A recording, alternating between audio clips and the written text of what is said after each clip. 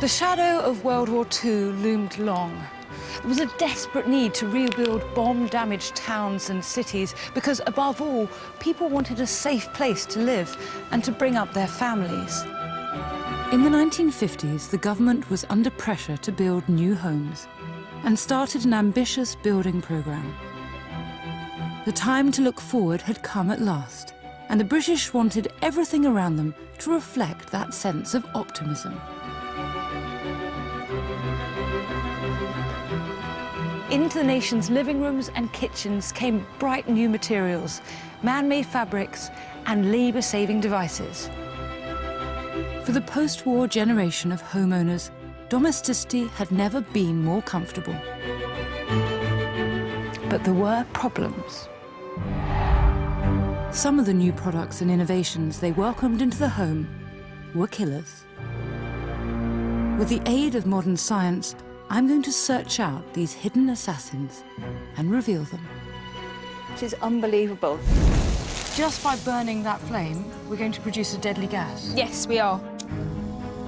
The post-war home was the most dangerous place you could be. Welcome to the hidden killers of the post-war home.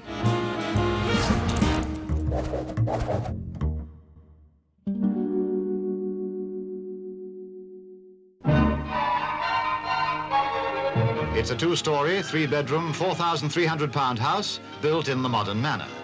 Doors slide or fold. There's underfloor electrical heating and many other bright ideas as well.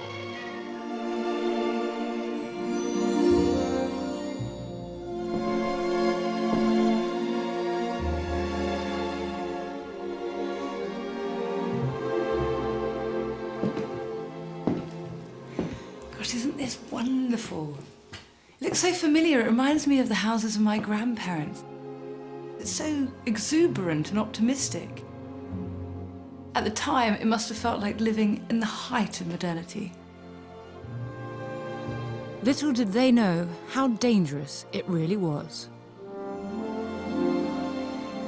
This was the age of boom and affluent revival, especially for the middle classes, who made up some 15 to 20 million of the population. They were richer than they'd ever been before, and they were spending more than they ever had before. Macmillan was right in 1957 when he said they'd never had it so good. What could be safer than a modern home? I'm going upstairs to find our first hidden killer, to the child's bedroom. Children now had rooms of their own and all sorts of newfangled toys that were designed to be educational and to prepare them for their future careers.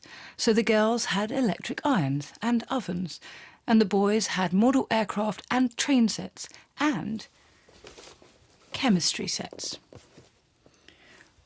Although the odd girl did creep in, look, there's me. Yeah, I'd had the chemistry set as it came as a Christmas present. And it was only literally an hour before I'd blown it up. 17-year-old Ian Findlay was experimenting with his chemistry set in the living room of his home. There was an explosion. Neighbours heard the bang and ran out to find that the living room window had been blown out.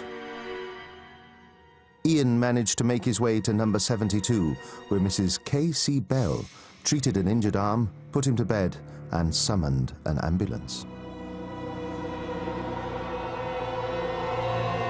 Chemistry sets throughout the years have reflected many changes in science and society, and never more so than after the Second World War. Young would-be chemists, inspired by the apocalyptic images in the comics of the day and their soldier fathers, could not resist experimenting, with terrifying consequences. Two 14-year-old pupils were seriously injured on Saturday when an explosion occurred while they were trying to make liquid oxygen.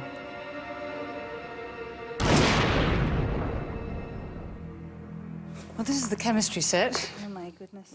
I took my vintage chemistry set to Joy Ledger at the Bristol Science Centre to find out just how dangerous this box really was.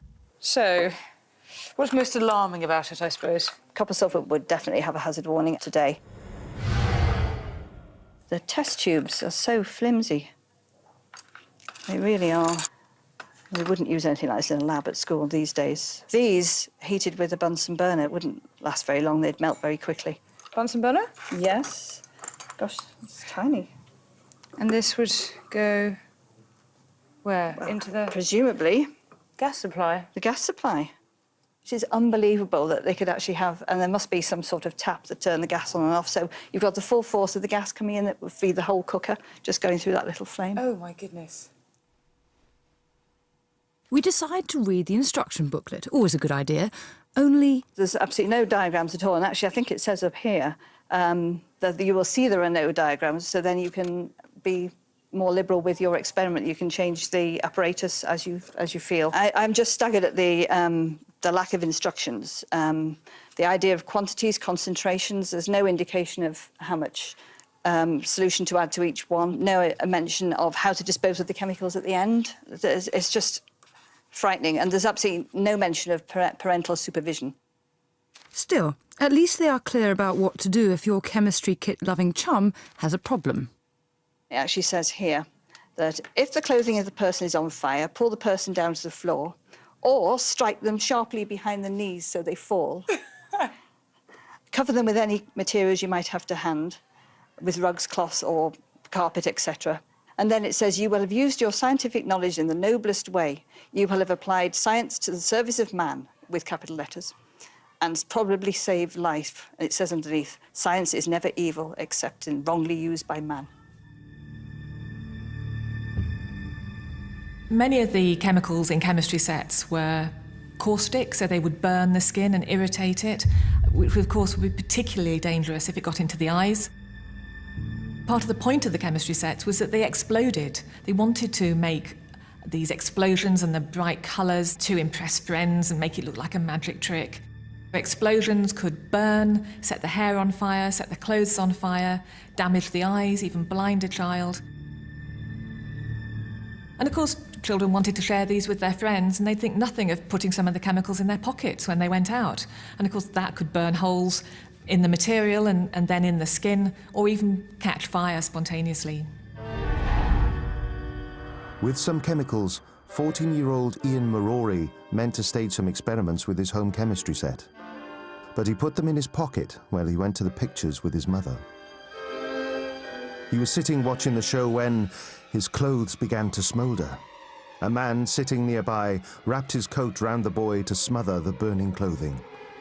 The accident was due to body heat, igniting the chemicals in his pocket. Today, health and safety regulations are more stringent than they were in 1950s cinemas.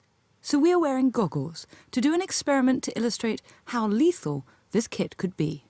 Right, now in here we have the permanganate, which is the chemical we saw in the purple chemical that was in the kit. Neris Shah, our lab technician, is going to add glycerol, a clear, odourless liquid that might have been found in the home medicine cabinet, as it was used to treat constipation and sore throats. Okay. So what we're going to do is just make a little pile of the potassium permanganate in the middle.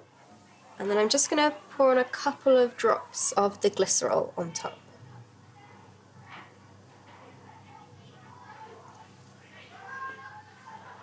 So it sort of looks like nothing's happening. Ah, there we go. Oh. Oh, wow. Oh, my goodness. It's not necessarily child's play. So it makes quite a lot of smoke and some beautiful purple flames. And quite a smell. Yeah, yeah, a little bit of a smell. Oh, my word. And and that hesitation, that moment of it looking like nothing's going to happen is the most dangerous thing of all, isn't it? Well, if I was a child, I'd have moved on to something else by then. Neris only used a small amount of potassium permanganate and a drop of glycerol. Imagine if we'd been more liberal in the amounts we used.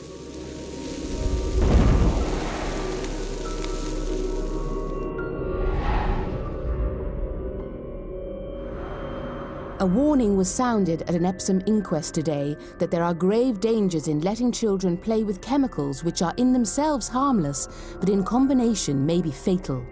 John Jesty, aged 15, died in hospital from injuries received in an explosion which also injured a boy companion. Unsurprisingly, the American chemistry kits were even more spectacular. There was even an American chemistry set that included uranium dust and a mini Geiger counter so that children could do experiments and measure the radiation. The company didn't stop making it because of the dangers of the dust. It just didn't sell very well. Uranium actually wasn't very exciting. It didn't explode and have puffs of smoke, and nobody wanted to buy it. Eventually, new laws came in which required the kits to be non-explosive and non-toxic. But it's worth remembering what the chemistry set manufacturers used to say. Experimenter today, scientist tomorrow. But I think the really interesting thing about chemistry sets, if you interview eminent scientists nowadays, many of them will actually say that it was having a chemistry set as a child that sparked their interest in the science.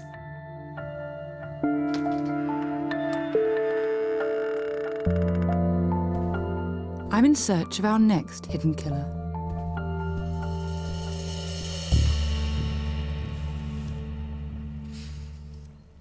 The 1950s home had benefited from the technological developments of the war.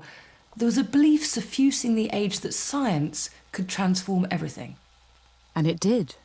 In the 1950s, there was a significant development in the understanding of the science of plastics and polymers. A Nobel Prize was awarded for advances in macromolecular chemistry. Suddenly, all of these things that weren't possible before became possible. Cheap, pliable, easily made, for better or worse, this was when our love affair with plastics began. So you have the hard and transparent plastic in the eye holes of the gas masks, and then you have these flexible foam toys, and then you had so many other different plastic objects. Plastics are made of polymers.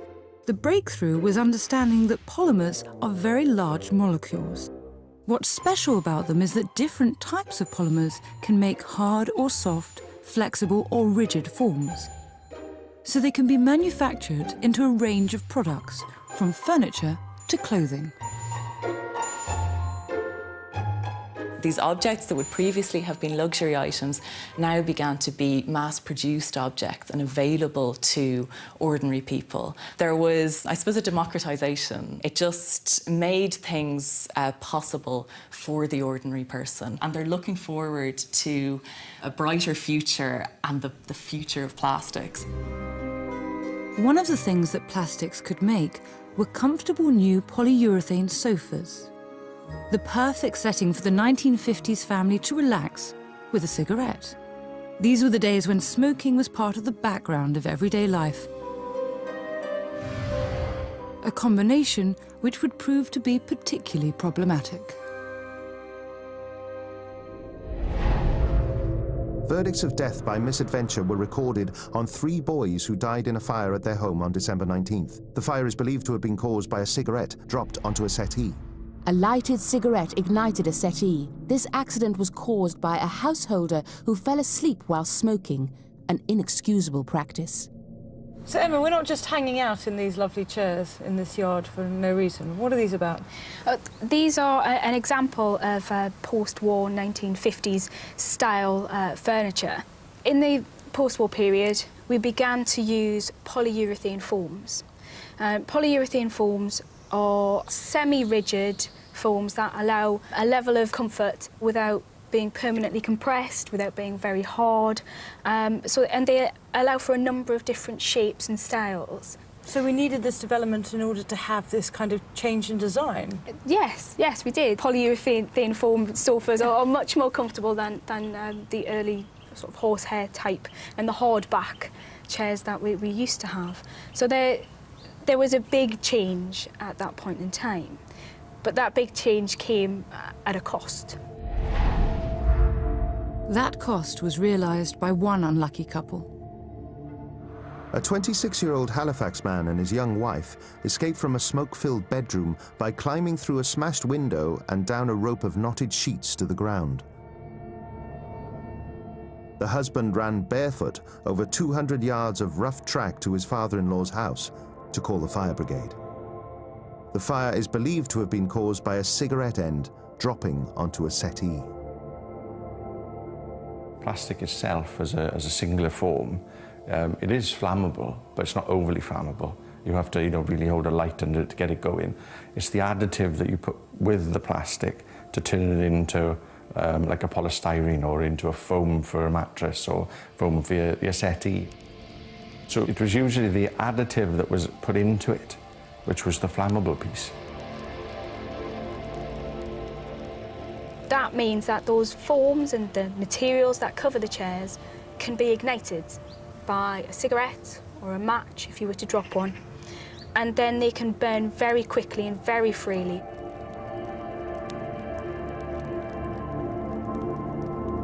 However, it's not just the fact that these materials caught fire easily, but how they burned that was the problem.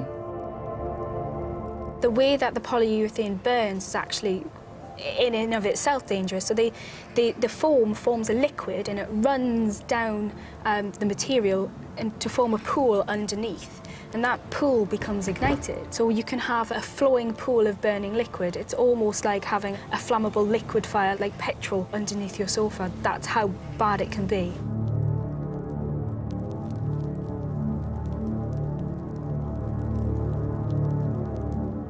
But that wasn't the only issue.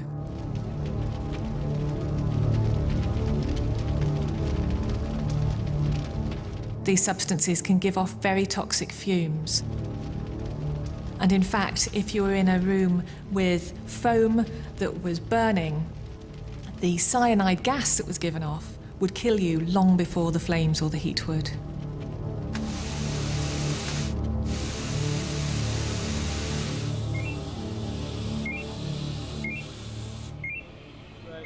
It wasn't only the new plastic furniture that could cause a problem. Cheap and easy-to-wash plastic clothing caused a sensation when it burst into our wardrobes in the 1950s.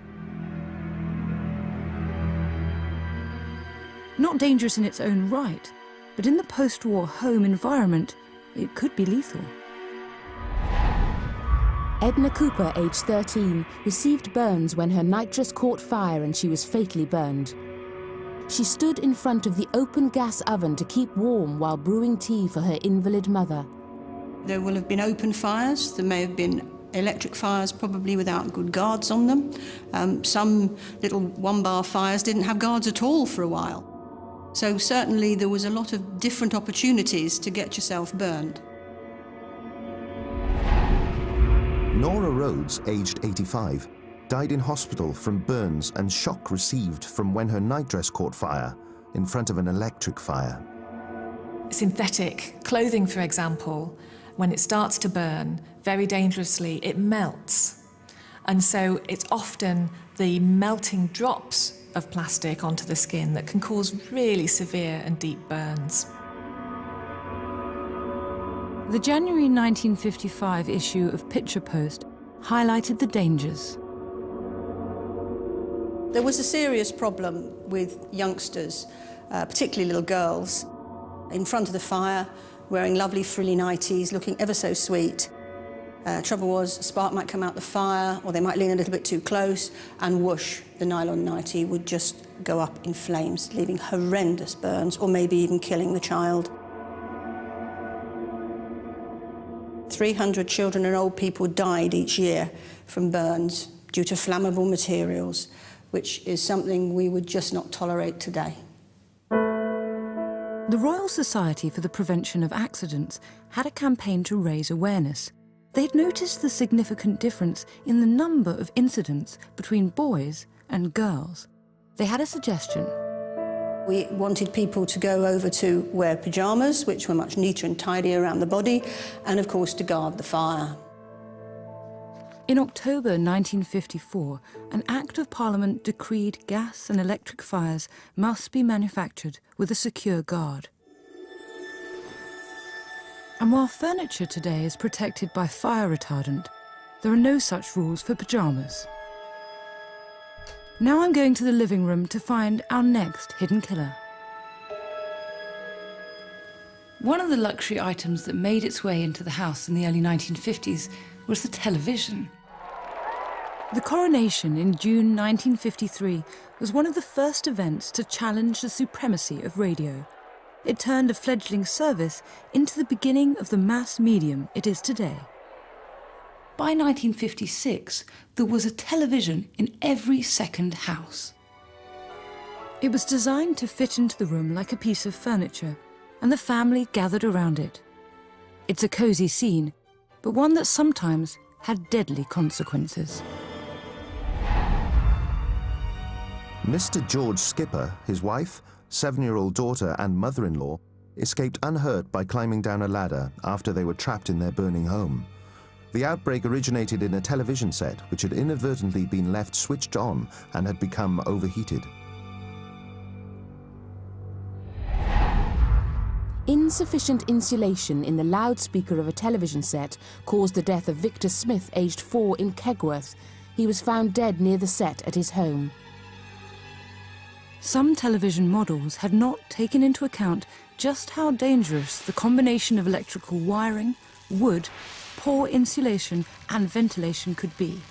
The Home Secretary was forced to address the subject and announced, "A new British standard specification for TV sets, including revised safety precautions in the light of recent experience, was nearing completion."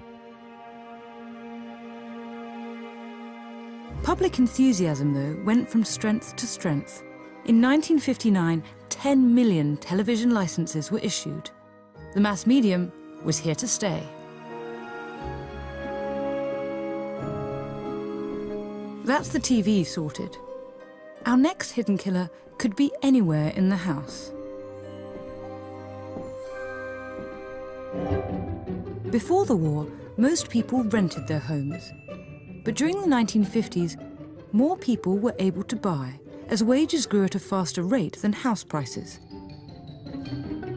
Many were in need of modernisation. And it was almost impossible to get hold of tradesmen because most were tied up with reconstructing war-torn Britain. The only option was to do it yourself.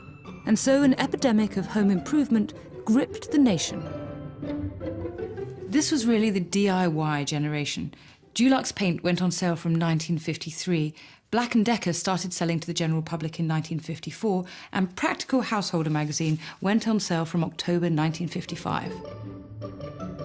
For the happy householder with time and money on their hands and new materials and technologies at their fingertips, domestic utopia was within reach. The public were increasingly being exposed to all these wonderful things through new magazines and the magic of television. It was encouraged as a family to get involved. It was like going for a walk in a park. You know, we'll redecorate the bathroom or the lounge, or we'll cut this door, we'll knock this down. You were encouraged as a family to do it, as a family event. And why not? The family that DIYs together stays together. This is the first edition of Practical Householder, and if we take a look at the index, we'll see the range of things people could be doing at home by themselves. So we've got paper hanging, making rugs, concrete paths and floors. So there's an enormous range of... Building your own bungalow. I mean, that is incredible. They're pretty ambitious, aren't they? Goodness me. They certainly were. People believed they could instill new life into their homes without professional help for a fraction of the price. But they were seemingly oblivious to the perils. The doyen of DIY, Barry Bucknell, was, after all, a reassuring presence. His television programmes on doing it yourself attracted, at their peak, over 7 million viewers. He had the best TV show on in the 1950s, most watched. He was getting something in the region of 35,000 letters a week. He had 6 or 8 secretaries working for him, just going through the envelopes. That is phenomenal. I don't know whether you've got a problem like this, a rather ugly old panel door. It's one that can be solved quite simply. You can make it look like this. You know, he's almost like a hero then, to get people into DIY, get up, get going, change your house, get the light in there, get the colour on the walls, and board up your staircase and paint it, or pull that Victorian fireplace out and board it up, cover that Victorian door up with plywood and paint it, and to transform your house to that one that you might have seen advertised, that brand new one. And it's looking already very much smoother. But he later became known to some as Bodger Bucknell. They saw his desire to strip out what he called clutter as the willful destruction of original features. To lock an internal door. So he was the driving force behind DIY, but also he caused great problems. I heard stories that they reckon he destroyed more houses than the Luftwaffe because of his changes, his radical changes that he wanted to do in homes. And that, I think, has certainly changed the appearance of the door, but... But Barry was a professional. He knew what he was doing. His disciples, however, didn't necessarily have the experience or the skills. A lot of them feature DIY happening high up on ladders. Oh, gosh, yeah. So these look incredibly precarious. Yeah, this man is holding something very heavy. So it's all a bit of a disaster waiting to happen, isn't it? Although the magazines don't address health and safety, I think they must definitely have been aware of the dangers. So this is a comic strip that appears in a lot of them. And you can see he's on a set of ladders, painting, but then manages to fall through. Robert Wise, aged 29, died from injuries received in falling from a ladder while painting the upstairs window of his home. The ladder was too close to the wall and he had fallen backwards. Mrs. Agnes Hyde, aged 45, was killed when a ladder which her husband was lowering overbalanced and struck her on the head. But everyone knows that ladders can be treacherous. What they didn't know was that some of these products were toxic. Asbestos was used around the house and garage, with lasting and hideous consequences. New, extra-strong adhesives could be harmful if inhaled. This contact adhesive was pretty nasty stuff. I remember using it as a young apprentice. First time I used it, I think I spent most of the day floating about a foot off the floor. And the next day, I spent most of the time drinking water and trying to get my throat to calm down and my nostrils to calm down because it burnt all the inside of my nostrils and my throat. It was horrendous stuff.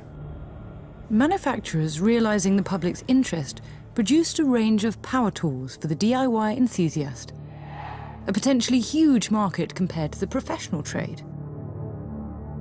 Electric drills were on sale for £5, available to buy in monthly instalments, and advertised as the family favourite. The king of power tools was indeed a must for your home. But these boy toys could be dangerous.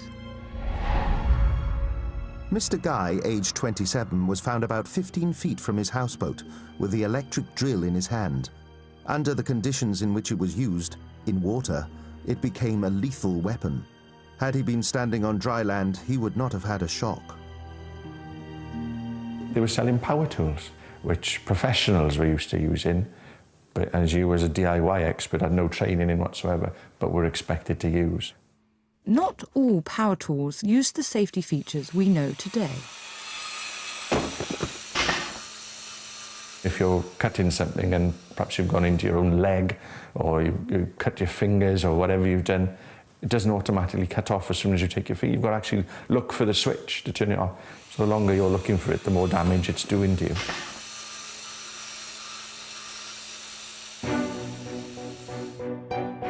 Nothing, it seemed, was out of bounds for the do-it-yourselfers.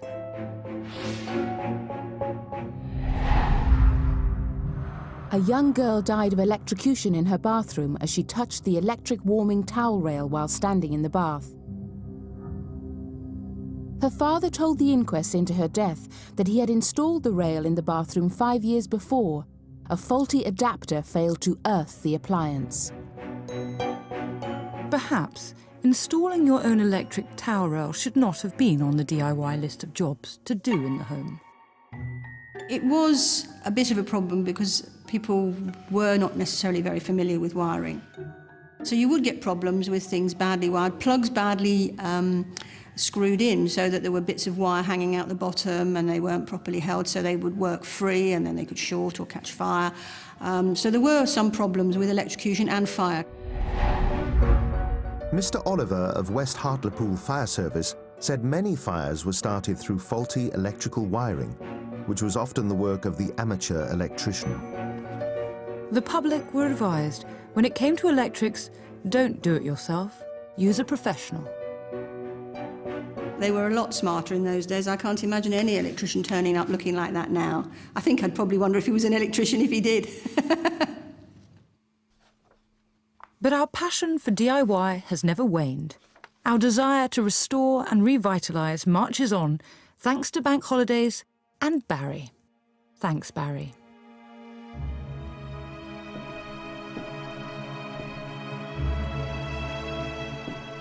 I'm going to the kitchen now to find out how one apparently innocuous item of food caused mayhem in the post-war home. The kitchen became so important in this age because it moved from being a private space into a public one. It became a place to entertain guests, and so attention was paid to what this previously hidden room looked like. And of course, it was the woman's place in the home. In October 1955, in Woman's Own, it described the kitchen as the heart and centre of the meaning of home, the place where, day after day, you make with your hands the gifts of love. 14 years of food rationing finally came to an end on the 4th of July 1954, when restrictions on meat and bacon were lifted. Not surprisingly, life in the kitchen suddenly became a whole lot more fun. And gifts of love abounded. It means, of course, that people are able to get more foodstuffs, a wider range of things, and they're able freely to go out and buy as much as they want. So they can really indulge, if you like, on buying, you know, as much butter as they want to, after having really sort of had to live by their ration books for a very long time. People were excited about the new possibilities with food, and into this gap came cookery writers. Writers like Elizabeth David and Marguerite Patten infused food with passion. Tastes were changing, quite literally, and demand for meat in particular went through the roof. The ideal for the British family is to have a roast Sunday joint, a beef or possibly lamb. But what happens after 1955 or so is that, you know, gradually chicken is brought into the British diet to a much greater extent. Livestock, like cattle, could simply not be reared quickly enough in the numbers needed to satisfy demand. Chickens, however, could. Chickens had accounted for only 1% of British meat consumption in 1950. But now its moment had arrived, thanks to a revolution in modern British agriculture. Intensive rearing and factory farming were introduced, and the resulting cheap chicken meat transformed the British diet. So in 1954, 5 million table chickens were available for consumption in this country, and by 1959 it's 75 million. Feeding an extra 70 million birds was a colossal undertaking, and one that could only be achieved by importing grain from other countries. Problem solved then, wasn't it? In the process of feeding birds and indeed livestock, we are also bringing in imported artificial feeds like ground meat, and these come carrying already a bacterial load. So what you see is that these birds and indeed livestock are being fed salmonella-contaminated food. So the chickens were infected by what they were eating. And the intensive conditions in which they were kept, processed and packaged aggravated the matter. And then they landed in the post-war kitchen, bred, dead, and ready to be roasted. An analysis of outbreaks of food poisoning showed that the largest number occurred in the home. Many outbreaks were due to insufficient knowledge by housewives. Why was this? The post-war period is the time at which domestic service really disappears from the middle-class homes. So middle-class women sometimes feel rather hard done by because they're having to fend for themselves and do most of the household work and labour for themselves. And of course this might create more problems in the kitchen because of course they would have been obliged to take primary responsibility for cooking and feeding the family, which they may have found difficult if they'd been brought up in a home where all that work had been done by servants. The housewife plays a cardinal role in this story, partly because she is the person who handles the chicken in the house. The hapless housewife, 'twas ever thus, tasked with putting food in the mouths of her family, not realising that tonight's supper is already a heaving mass of bacteria, then inadvertently upped the ante even further. Well into the 50s, you can still buy chicken. Sometimes they are what's called New York dressed, which means that they've got all their guts left in intact. They quite often come still with their heads attached, and the housewife would expect to deal with that at home. She might or might not wash the chicken when she gets it home, and she might well not wash her own hands once she'd finished handling the bird. And as such, she was accidentally spreading this hidden killer throughout the home.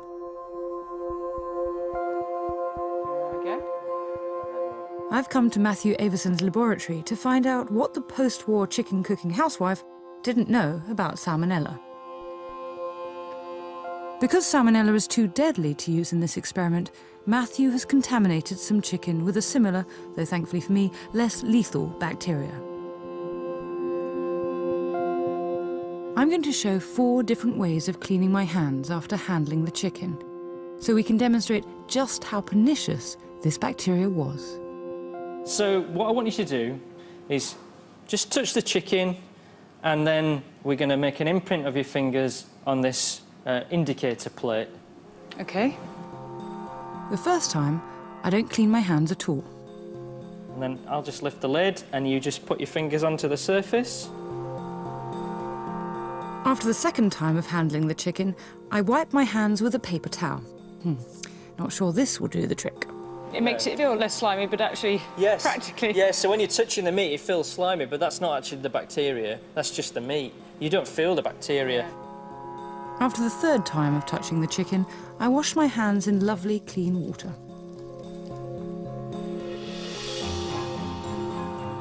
And lastly, I touch the chicken, then wash thoroughly with soap and water. It actually takes a huge number of bacteria to infect somebody, particularly if you're healthy, between about 1 million and 1 billion bacteria. But you can't see them, and so the food that you're eating may look, smell and taste completely normal. OK, Matthew, let's see some results then. OK, so these are some plates that have been incubated overnight, and this is the first one.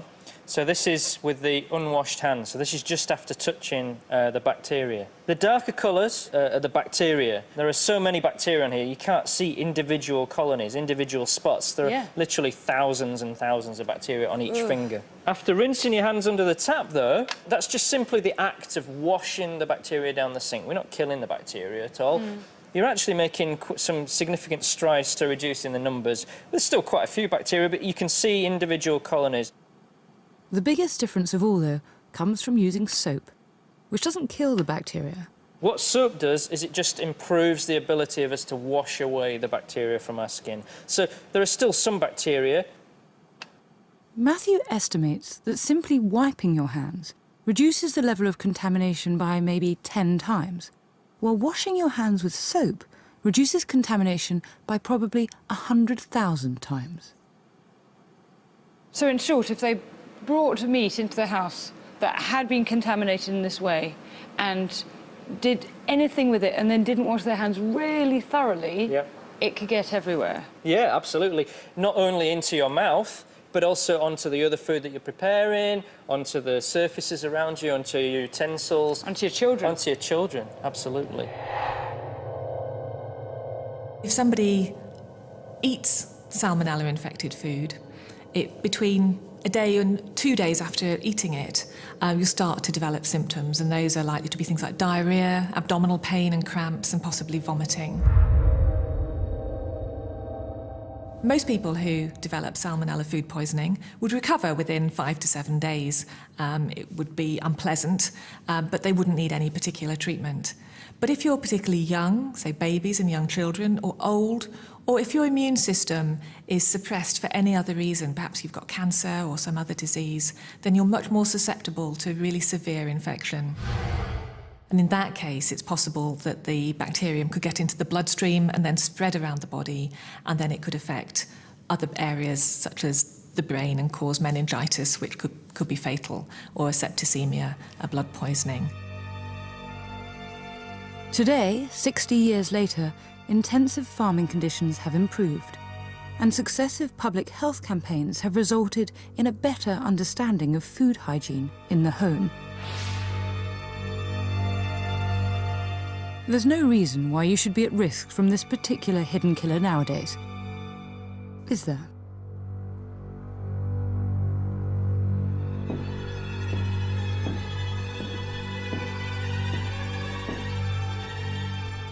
I'm off to find our next hidden killer in the bathroom.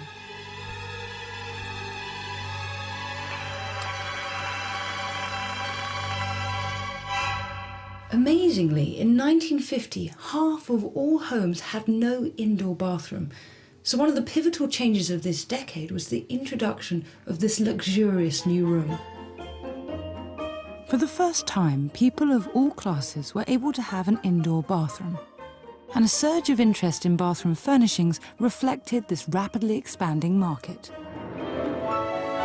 This new attitude was summarised in House and Garden magazine at the time. A bathroom is a place to rest your morale, as well as your looks. Bathing became an enjoyable experience, and one to be taken in pleasant, rather than Spartan surroundings. It was a far cry from the old tin bath in front of the fire. But why was it not all that it seemed? In order to understand this, we have to go outside the home and look at an unrelated killer. Air pollution was responsible for an unforgettable event in the early 50s, which led to a major change in how our homes were heated. We've always had environmental pollution, but it particularly became important in December of 1952, when we had the Great Smog in London. It was said that you couldn't see your feet because the smog was so thick. And it would have been not like the sort of fog that we all understand. It would have been a thick, yellowy brown, smelly, horrible sort of fog. It would make it be very difficult for you to breathe. And the egg smell is from sulfur dioxide, which would combine with water to form sulfuric acid. The rise in deaths was greater than in the worst week of the cholera epidemic in 1866. Records show that about 4,000 people died from the smog, although more recently calculations made that up to 12,000, and about 100,000 became ill because of it. This nightmarish episode produced more civilian casualties in Britain than any single event of the entire Second World War, and was the catalyst for replacing coal fires in the home. And here's the rub. It'd been a very cold winter, and there was lots of snow on the ground, and so people were burning coal in their homes to try to keep warm. But the weather conditions at the time meant that there was an anticyclone, and that pushed air back down towards the earth, and so the smoke was trapped. Legislation was introduced to prevent the murderous coal fumes, and a virtual ban on the open coal fire in hundreds of thousands of houses in big industrial areas can be ordered by local councils. As homes became less reliant on coal fires, gas appliances were introduced, and into the bathroom came gas boilers and heaters. In the early 1950s, they brought into the bathroom to produce hot water for your bath. There was a self-contained boiler. Turn the little tap on, and you just empty it into your bath and obviously jump in and enjoy it. What could be more pleasurable? But there's a problem when you bring a gas boiler into a small enclosed space. A fireman broke down the door of a gas-filled bathroom and found a 20-year-old nurse slumped in the bath. The pathologist said death was due to carbon monoxide poisoning. To burn 1 cubic metre of gas, you need around 10 cubic metres of fresh air full of oxygen. The problem occurs when you haven't got enough oxygen. So if you're in a cramped place, the windows are sealed to try and keep the heat in, then the gas will burn to form carbon monoxide, and this is very toxic. Carbon monoxide is produced by the incomplete burning of fossil fuels. It is dangerous when the boiler is insufficiently sealed and the toxic gases are allowed back into the room rather than exhausted to the atmosphere. You were in that nice new shiny fitted bathroom. You'd got your door shut, your window shut to keep the drafts out, and you're just sitting there absorbing all this carbon monoxide. You think you're getting nice and relaxed because of the hot water, and it's not, it's the carbon monoxide which is slowly putting you to sleep. Forensic fire expert Emma Wilson has designed an experiment to show me just how quickly this silent, deadly gas can be produced in a sealed environment. She will use butane gas in a sealed tank to simulate a bathroom with a gas boiler in it. In the corner of the tank is a modern-day carbon monoxide detector alarm that we use in our homes today. Now, if you will help me pop this on the top so that we can seal the gas in. As if we're closing the door of our bathroom? Exactly. Okay. How will it do that? Just by burning that flame in a sealed environment, we're going to produce a deadly gas? Yes, we are. As the combustion of the gas becomes less efficient because there's less oxygen, we produce more and more carbon monoxide. When gas burns normally, 2 oxygen molecules attach to it, making carbon dioxide. When there is less oxygen available, the gas can only attach to 1 molecule, making carbon monoxide, a toxic gas. In addition, the steam from the hot bath interferes with the ability of the flame to burn correctly. And in a sealed room, once the oxygen is used up, it is not replaced. It took just 3 minutes for the carbon monoxide detector alarm to be activated. The sealed tank is now full of poisonous gas. That's the detector sounding to let us know that carbon monoxide in that compartment is now at a dangerous level.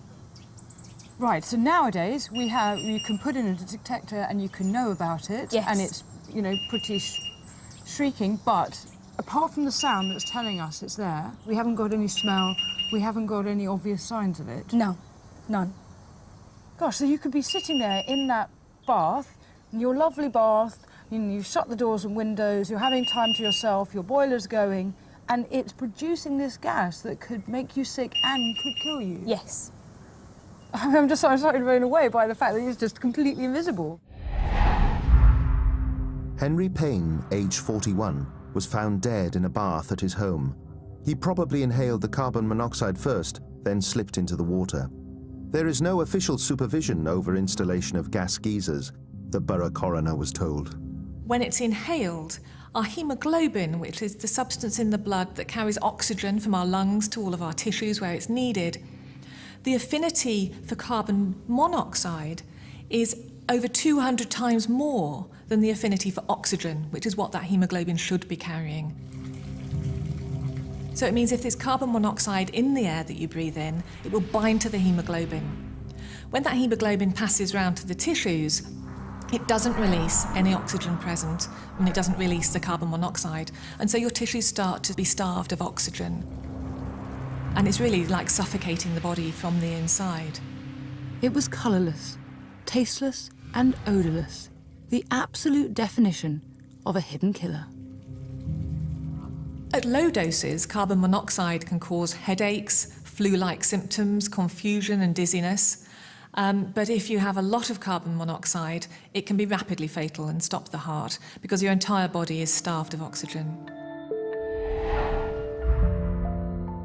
The heating apparatus in the bathroom was criticised at a Dundee inquiry into the death of Peter Moran, aged 25, who was found dead by his father. Police surgeon Dr. Dorwood said, "The method of heating water for a bathroom is a very dangerous one because of the bad vent." Over the decades, gas appliances have improved, and it is understood that if they are incorrectly installed or not regularly serviced, there can be fatal consequences. Still today, legislation only governs landlords. Homeowners themselves are responsible for keeping their houses safe from this toxic gas. Gas-safe regulations cover the installation of boilers in bathrooms, but even so, there are still around 4,000 cases of carbon monoxide poisoning and 40 deaths every year in Britain. My school friend was one of them.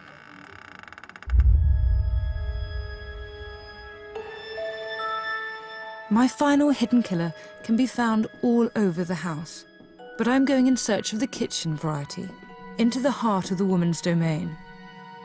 We have seen how men and their power tools came a cropper. Now we see how the newly on-tap electricity brought considerable danger into the shiny world of appliances. The magazines are full of adverts showing women breezily vacuuming their houses in high heels. One article is even entitled, "Cinderella would have stayed at home if her fairy godmother had first conjured up all this kitchen equipment." After the Second World War, the main technology that people have in their kitchens is the gas cooker. But we start to get the fridge, we get the vacuum cleaner coming in, also washing machines and also eventually freezers. And these technologies really do make quite a difference to women's everyday lives. Electrical gadgets had previously been expensive luxuries. Now there was an explosion of new affordable brands, all marketed as taking the drudgery out of housework. This is an article by Jane Story titled What Electric Living Means to Women. And she says, for people like myself who have a full-time job, plus a home and family to look after, such labour-saving automatic service is a tremendous boon. If you think about the domestic labour involved, for example, in the weekly washing day, if you've got, say, a family with a large number of children and you have to sort of wash all of their clothes and dry them by hand, you can imagine just how much difference something like a washing machine really would have made to women's lives. So this booklet talks about what your Monday to Friday routine of cleaning should be. Oh gosh, that's quite a heavy workload. So here we've got vacuum all carpets. A thorough once-a-week clean with your Hoover will clear away any embedded grit. Yes, but that's on Wednesdays after you've cleaned all the floors and polished where necessary. So actually, it is a 4-week schedule, isn't it? For the housewife who's also going out to work, of course. Yes. But these labour-saving devices, welcomed with open arms by the housewife, sometimes resulted in undesirable consequences. Mrs. Haller, aged 25, was found dead at her home 6 weeks after her marriage. A modern electric iron found by her body was produced, and exposed terminals under a broken section pointed out to the coroner. Unscrupulous manufacturers produce goods that were shoddily made, badly designed, even downright dangerous. Things like kettles. Somebody came up with a wonderful idea of making a kettle. You plug the lead in. When it got to a certain temperature, it spat the electric lead out. Now, I don't think you need to be a scientist to work this out. There's not that many kettle points in the kitchen. There's obviously one straight right by the side of the sink. You're doing your dishes, your kettle's plugged in, it shoots the power supply straight out, lands in the sink.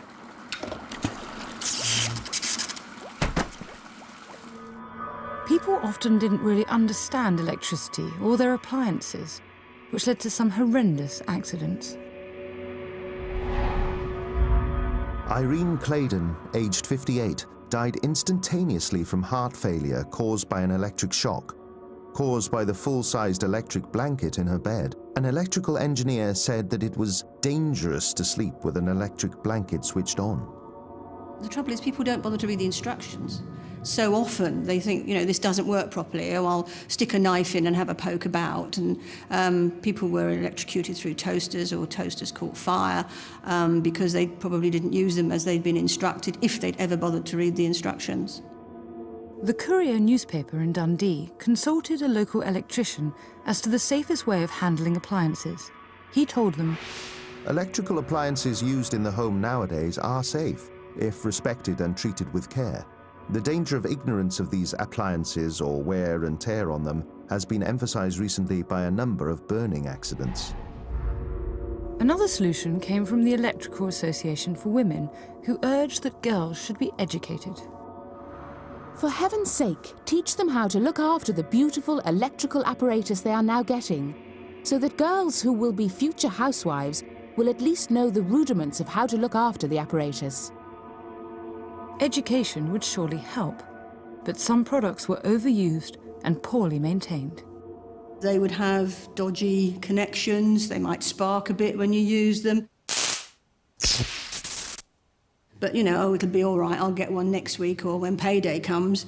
But obviously you really did need to keep them maintained and changed and make sure that you only buy them from a proper electrical retailer. There could be a high price to pay if you didn't. Mrs. Montgomery died from an electric shock sustained when using an electric iron. Mr. Montgomery stated that his wife had told him about the electric iron failing and breaking.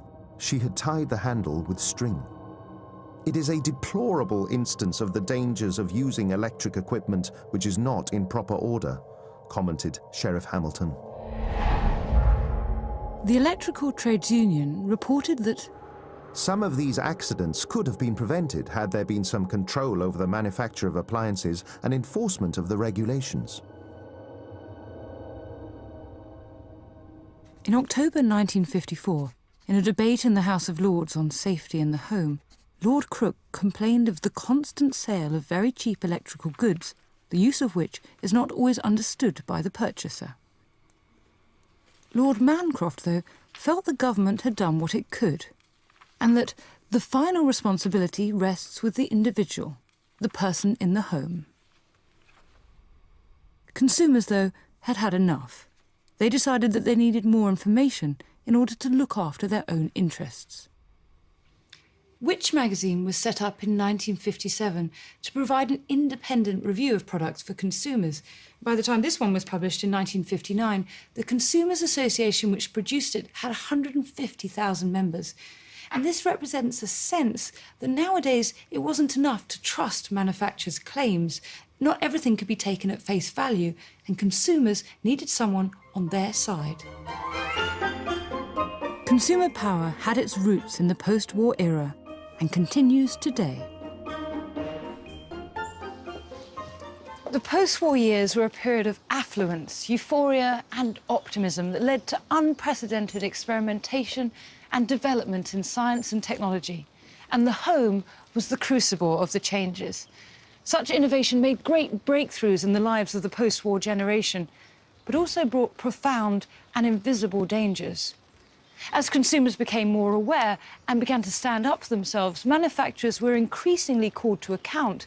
But such was the faith in science to solve the problems of the future that many of the killers remained undetected for decades.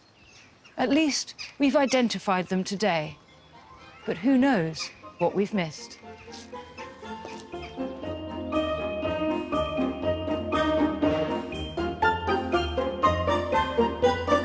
Coming up here on BBC4, see buildings of near-iconic status while you still can.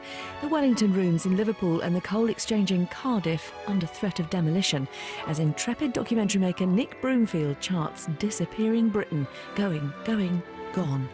Next.